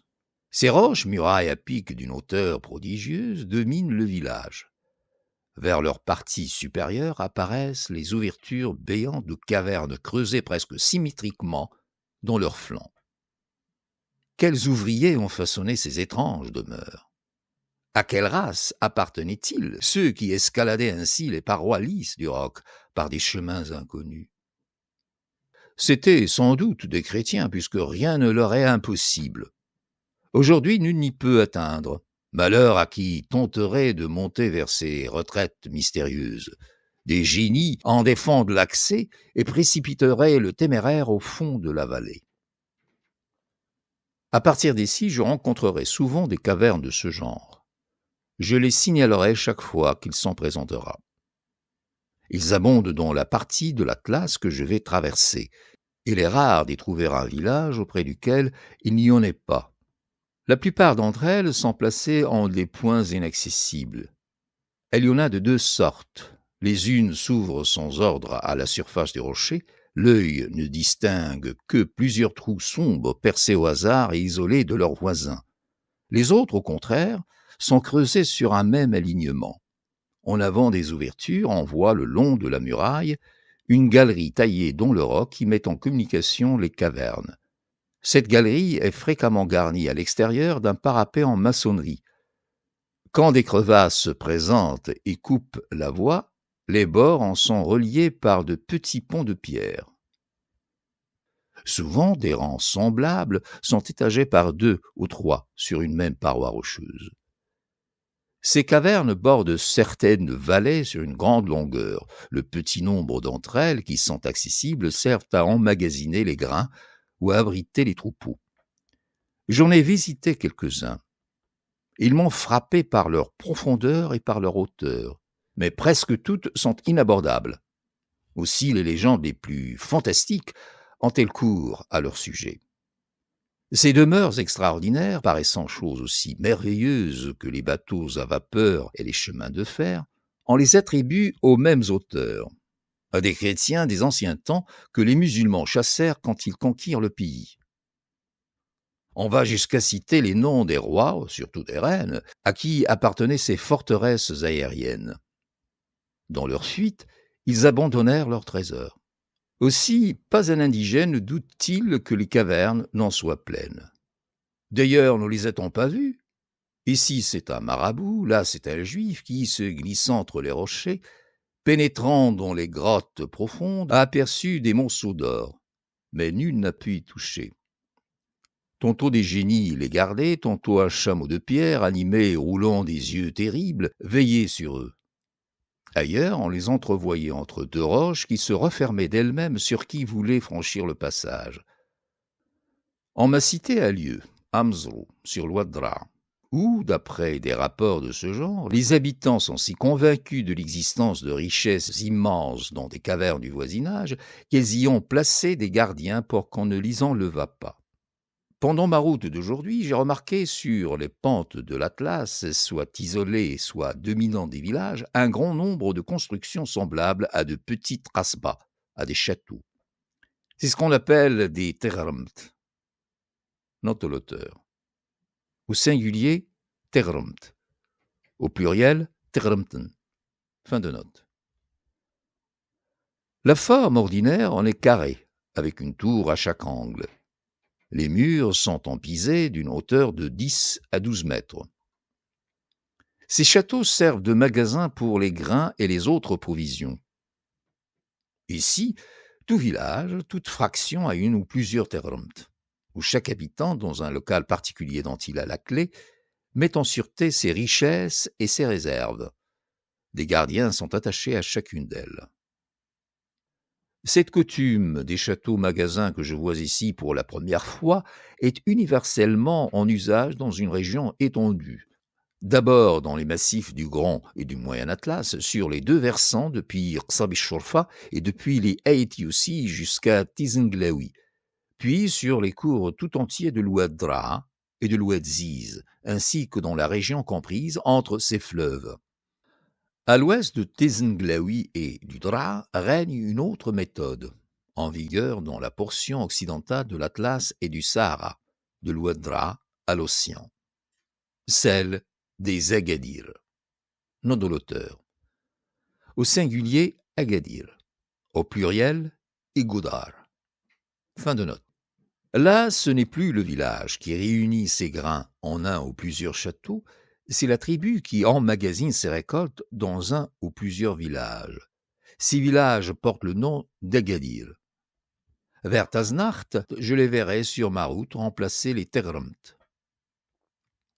Dans la première région, chaque hameau, en temps d'invasion, peut opposer séparément sa résistance. Dans la seconde, la vie de la tribu entière dépend d'un ou deux points.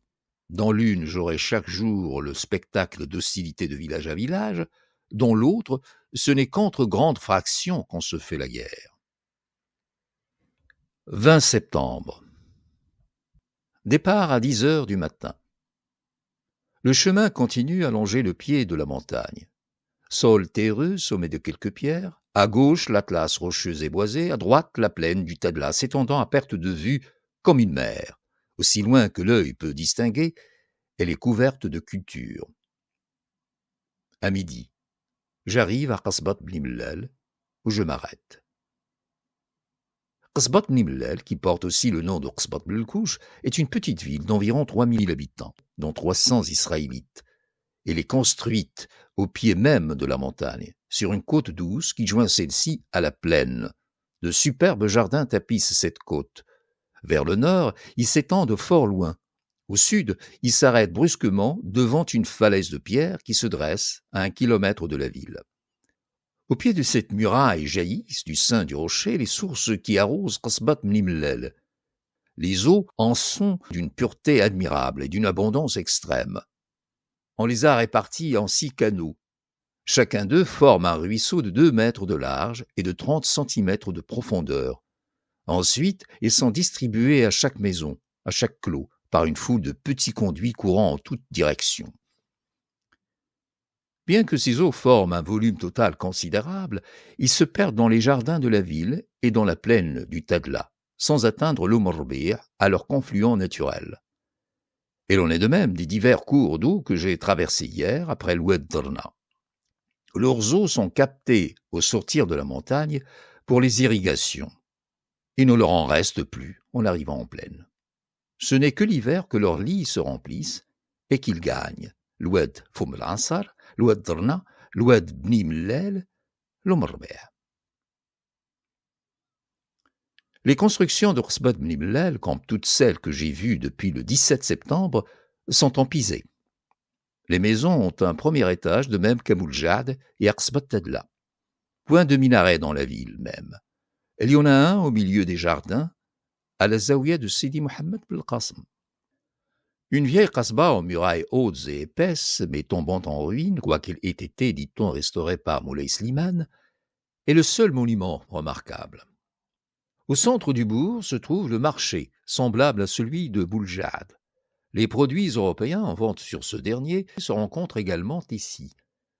Ils viennent soit de Dalbida, soit plutôt de Marrakech. Tous les 15 jours, une caravane d'une douzaine de chameaux arrive de cette capitale. Elle ne met que 4 journées à faire le trajet. Au contraire, la route de Dalbida est longue. Elle passe par Bouljad. La ville a l'aspect propre et riche. Rues larges, maisons neuves et bien construites. Elle doit sa prospérité à ces immenses vergers dont les fruits s'exportent au loin. Les jardins de Rsbat Bni Mellel, comme ceux qui sont échelonnés dans la même situation au pied de l'Atlas, sont d'une richesse merveilleuse. Ce qu'était au nord Chaoun, Taza, Sfrou, nous le retrouvons ici à Takzirt, à Fchtala, à Rsbat Bni Mellel, à Dmnet. Les 3 premiers de ces lieux et d'autres places plus à l'est fournissent tout le Tadla de leurs fruits. Bouljad même ne mange guère que de ceux-là. Ces fruits consistent en raisins, figues, grenades, pêches, citrons et olives, aussi remarquables par la qualité que par l'abondance. 2 caïds résident ici. Ce sont des caïds in patribus, comme ceux des Zayan et de Rsbat Tadla. Cependant, le sultan avait en ce lieu, il n'y a pas longtemps, un parti assez nombreux, et s'était produit un fait que j'ai remarqué dans d'autres contrées insoumises, surtout dans celles qui étaient riches et commerçantes. Une partie de la population, considérant les obstacles que l'anarchie mettait à la prospérité du pays, songeant aux dévastations continuelles de leurs terres, résultat des guerres avec les tribus voisines, regardant combien le trafic était difficile à cause du peu de sûreté des routes, s'était prise à désirer un autre régime, à souhaiter l'annexion au Bled el-Mrzen. Ces idées étaient depuis quelque temps celles d'un tiers des habitants de Rsbat Bni Mellel. Les autres restaient attachés à leur indépendance et rejetaient toute pensée de soumission. Sur ces entrefaites, il y a 5 mois environ, Moulay el-Hassan, à la tête d'une armée, envahit le Tadla. Il arrive devant Rsbat Bni Mellel. À son approche, tous ceux qui lui étaient hostiles abandonnent la ville et se retirent dans la montagne. Le parti du sultan reste et lui envoie une députation l'assurer de son dévouement. Comme réponse, il impose les Bni Mellel de 50 000 francs. Les présents payeront pour les absents. Inutile d'ajouter, aujourd'hui, il n'y a plus de parti du Marzen dans la Kasbah. J'ai dit plus haut que, dans d'autres portions du Maroc, j'avais trouvé des tribus disposées à échanger leur indépendance contre les bienfaits d'une administration régulière. Ainsi, en 1882, plusieurs tribus du Haut-Souss se sont de leur propre gré soumises au sultan. Mais partout le dénouement est le même. On ne tarde pas à s'apercevoir que le Marzen n'est rien moins que le gouvernement rêvé. Pas plus de sécurité qu'auparavant. Les voleurs plus nombreux que jamais, enfin les rapines des caïds, ruinant le pays en un an plus que ne l'eussent fait 10 années de guerre. Aucun bien ne compense de grands maux. Aussi cet état ne dure-t-il pas. Après 2 ou 3 ans de patience, souvent moins, voyant qu'il n'y a rien à espérer, on secoue le joug et on reprend l'indépendance. Cinquièmement, campagne du sultan dans le Tedla, en 1883. Avant de quitter le Tedla, je vais résumer quelques renseignements recueillis sur la récente expédition de Moulay Hassan dans cette contrée. Tous les ans, ou tous les 2 ans, le sultan se met à la tête d'une armée et part pour guerroyer dans quelques portions du Maroc. Ces campagnes ont pour but tantôt d'amener à l'obéissance des fractions insoumises, tantôt de lever des contributions de guerre sur des tribus trop puissantes pour être réduites, mais trop faibles ou trop désunies pour pouvoir empêcher une incursion momentanée sur leur territoire. C'est une expédition de cette catégorie, simple opération financière, que Moulay Hassan vient de faire dans le Tedla. La méthode qu'il suit dans ces occasions est invariable. Il marche pas à pas, de tribu en tribu, offrant à chacune, en arrivant à elle, le choix entre 2 choses, pillage du territoire ou rachat par une somme d'argent. Dans cette alternative, prenant de 2 mots le moindre, on se décide souvent à acheter la paix au prix demandé. C'est ce qu'espère le sultan. Mais parfois, elle éprouve des mécomptes. À certains endroits, on lui résiste avec succès même, témoin les Rieta. Dans le Tadla, on prit un 3e parti, qui fut pour lui la source de la plus amère déception. À son approche, les tribus, toutes nomades, se contentèrent de piller bagages et de se retirer, qui dans les montagnes de Haïtsri, qui dans celles des Ayanes. Là, elles étaient à l'abri. Le sultan resta seul avec son armée, errant au milieu de la plaine déserte. Sa campagne fut désastreuse. Il ne put que tirer quelque argent des petites rasbas éparses de loin en loin dans le pays. Maigre rentrée pour un grand déploiement de force. Fatigue sans profit. C'est ainsi que les habitants qualifient cette expédition. Voici qu'il fut l'itinéraire de Moulay Hassan. Parti de Marrakech au printemps dernier, il gagna d'abord Zaouia Sidi Ben Sassi, puis successivement Al-Qantra, sur l'oued Sidi Ben Sassi, affluent de la Tinsift. Moulay Bouazza Amr Trab, l'oued Tessaout, qu'il franchit, l'oued Labid, qu'il traversa au gué de Bouaqba. Cette dernière opération fut pénible. Le passage dura 3 jours. 3 canons tombèrent au fond de la rivière, et on ne les retira qu'à grand-peine. En arrivant à l'oued, le sultan avait demandé au Qaïd Impatribus d'Ibn Moussa, Ould Shlaidi, si le gué était praticable et sans danger. Celui-ci avait répondu que oui. Il se trouva au contraire difficile, avec des eaux très hautes. Moulay Hassan fit donner sur l'heure la bastonnade au Qaïd mal informé. De là, on alla à Dar Ould Sidouin, résidence d'un autre Qaïd Impatribus d'Ibn Moussa. Ils en ont 3. Puis à Sidi Slimane, au bas avec source, dans la plaine du Tadla, sans habitants. Aqsar Bni Mellal, bourg à 2 heures à l'ouest de Qasbat Bni Mellal, dans une situation semblable, au pied de l'Atlas. Belle source, environ 2000 habitants. Qasbat Bni Mellal, As-Sarmar, Qasba fort ancienne, aujourd'hui déserte et ruinée, située dans la plaine entre Fchtala et Aït Saïd, à peu de distance au nord du chemin que j'ai pris. Elle appartient au Aït Saïd.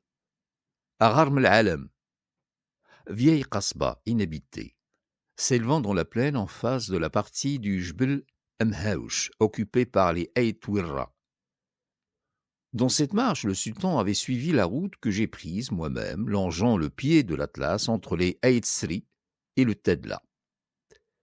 De là, il se rendit à Qasbat Tadla, puis à Zaouiyat Aït al-Rouadi, chez les Semget, fraction des Qtaaya, à Zizouane, entre les Bni Zemour et les Ayanes, à 7 heures de Bouljad, dans la direction de Moulay Bouazza, à Sidi Bouabed, زاوية chez les Bni Zemour. Sidi Mohamed Mbarak, Bni Zemour. Amzgida, Bni Zemour. Abir el-Ksa, Bni Zemour. Al-Hashia, frontière des Bni Zemour et d'Ismaïla. Sur le territoire d'Ismaïla, le sultan éprouva de la résistance. Une fraction de ses tribus, les Braksa, dédaignant de se retirer à son approche et se refusant à payer aucune contribution, l'attendit les armes à la main. Elle les attaqua. Les Braksa lui tuèrent 500 hommes, mais furent vaincus. Leur kasbah fut prise, ses murs rasés, on y coupa 50 têtes et on en emmena 200 prisonniers. De là en passe Ouled Fnen, fraction d'Ismaïla. Puis au Beni Khiran. Sur le territoire de cette tribu, Moulay el-Hassan commença par piller Zaouiet Ouled Sidi Bouamran. Elle appartient aux shrifs de ce nom, shrifs qui ont une influence considérable dans la fraction des Beni Khiran où ils résident, celle des Ouled Bouradi, et possesseurs de grandes richesses. Elle les dépouilla. Il dévasta ensuite le territoire des Ouled Fteta, rameau des Ouled Bouradi, et celui des Bni Mansour, fraction des Bni Khiran. Il se trouvait chez les Bni Mansour vers le 10 août. Et l'on partit pour se porter à Murselbioud sur la frontière des Bni Khiran et des Zaïr. Auparavant, à Massa, il avait trouvé les contingents du royaume de Fès, dont son armée s'était grossie. De Murselbioud, il entra dans le pays des Zaïr, à Talmart. Là s'arrêtent les renseignements qu'on a pu me fournir. Le sultan, dans cette campagne, avait avec lui 10 000 chevaux et 10 000 hommes de pied.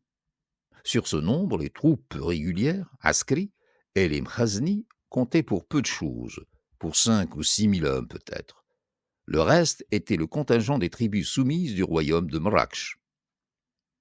S'agit-il de faire une expédition de ce genre? Si l'on est à Mraksh, on mande les cahiers du voisinage, chacun avec ce qu'il peut ramasser d'hommes. Leur réunion forme un corps qui accompagne le sultan jusqu'à son arrivée dans une autre capitale, Fès ou Meknès. Là, le service de ces contingents est terminé.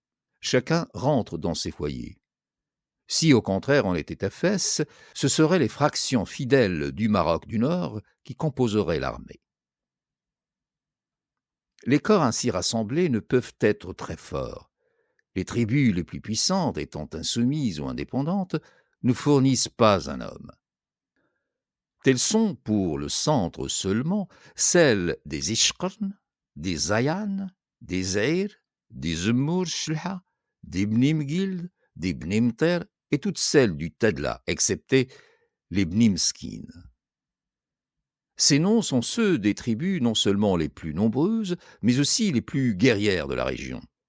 Il ne reste donc au gouvernement que les populations des bords de la mer, populations de nom des soldats médiocres. Comment, dans ces conditions, Moulay el-Hassan peut-il impunément ravager les territoires de tribus aussi puissantes que celles du Tadla, que les Zaïr? C'est par suite de la désunion qui règne partout, non seulement entre les diverses tribus, mais encore parmi les fractions de chacune d'elles.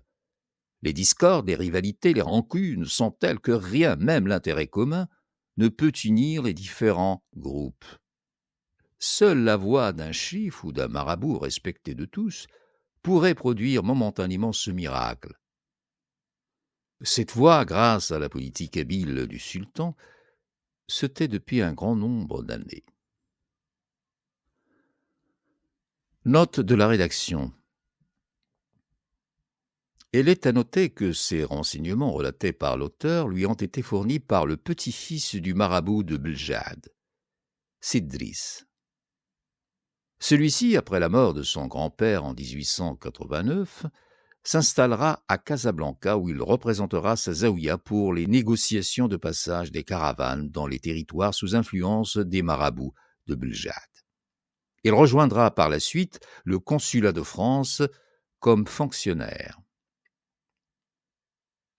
Le semi-officiel chroniqueur marocain Naseri, mort en 1898, ne mentionne pas la campagne du Tadla dans son Istersa. l'enquête pour les chroniques de l'extrême ouest.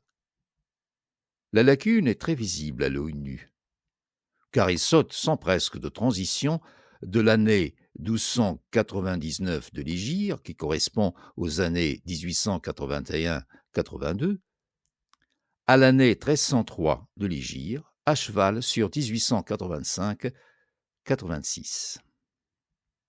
Un témoin officieux, plus ou moins oculaire, le Hajj Salem al-Abdi, l'ex-officier dans l'armée chérifienne, mort dans les années 30 du siècle dernier, en aurait touché brièvement mot à son scribe et traducteur, le médecin français Louis Arnaud, dans son fameux « Au temps des Mhalla ».